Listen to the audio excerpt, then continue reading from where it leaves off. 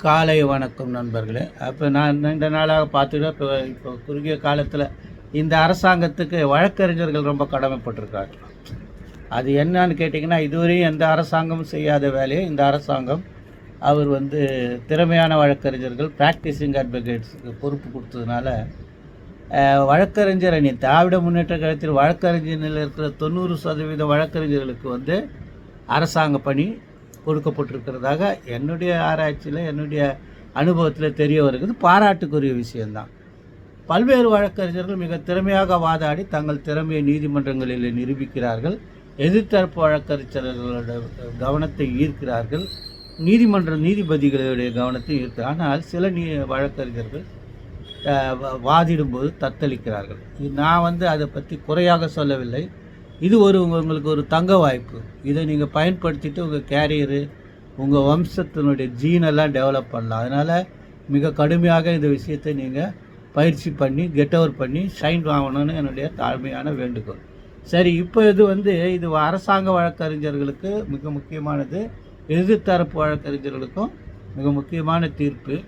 இது AR 2025 Guwahati 10 AR 2025 Guwahati 10 full bench. Rukuvotu Ringa versus Meyalamla and others. Rukuvotu Ringa versus Meyalamla and அதர்ஸ்னால் இது குவஹாத்தியில் அந்த பேர் தான் இருக்குது. என்னென்னா, ஆர்டிகல் 226 கிளாஸ் 3 மேண்டேட்டரியா டைரக்டரியான்னு சொல்லி இதில் ரேஷியோவை இது ஃபுல் பெஞ்ச் ரெஃபர் பண்ணியிருக்காங்க. ஃபுல் பெஞ்சோட தீர்ப்பு இது மேண்டேட்டரி தான், டைரக்டரி கிடையாதுன்னு சொல்லிட்டு அரசியல் சட்டத்தை பற்றி மிக அருமையான விளக்கங்கள் 368 அமெண்ட்மெண்ட் என்ன சொல்லுது. இந்த அரசியல் சட்டம் ஒரு வாழும் தேசத்தை இயக்கும் கருவின்னு இப்படி நிறைய வார்த்தைகள் யூஸ் பண்ணியிருக்காங்க.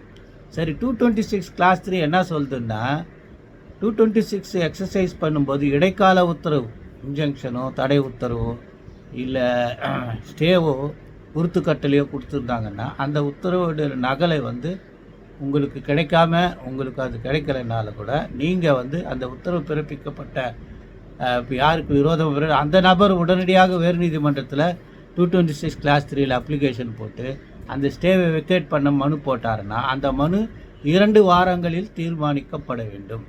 அவ்வாறு 2 வாரங்களில் அம்மனு தீர்மானிக்கப்படவில்லை என்றால் அந்த உத்தரவு, வழங்கப்பட்ட உத்தரவு ரத்து செய்யப்பட்டதாக கருதப்படும்ன்றதை டீம்டுன்னு சொல்லி ஸ்டாண்ட் வெக்கேட்டட்னு சொல்லி போட்டிருக்காங்க. ஸோ நீங்கள் இதை பயன்படுத்திக்கிங்க, இந்த தீர்ப்பை முழுமையாக படிச்சுக்குங்க. வாய்ப்பு கிடைக்கும்போது இந்த மாதிரி விஷயங்களில் கவனங்கள் செலுத்துங்க. நிறைய சுப்ரீம் கோர்ட் ஜட்ஜ்மெண்ட்லாம் அதில் போட்டிருக்காங்க.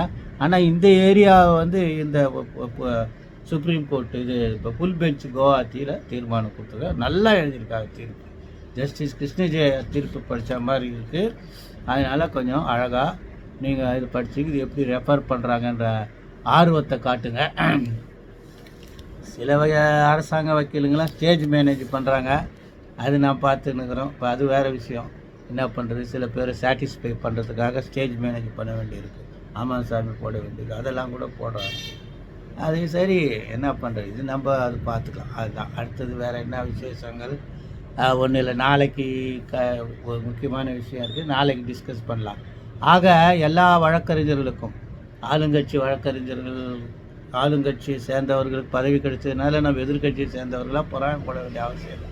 காலகாலமாக நீங்கள் செஞ்சது தான். நீங்கள் செய்யும்போது அதில் நெப்போட்டிசம், ஜாதி, மதம்லாம் இருந்தது. ஆனால் இந்த அரசாங்கம் அதை எல்லாமே பார்க்காம, உற்றார் உறவினர்கள் பார்க்காம எல்லாருக்கும் ஒரு அருமையான வாய்ப்பு கொடுத்துருக்கு. அந்த வாய்ப்பை நிறைய பேர் நன்றாக பயன்படுத்தி கொள்கிறார்கள், நிறைய பேர் பயன்படுத்துவதற்கு தத்தளிக்கிறார்கள். அவர்களுக்காக தான் இந்த தீர்ப்பு நான் அர்ப்பணிக்கிறேன். காலை வணக்கம்.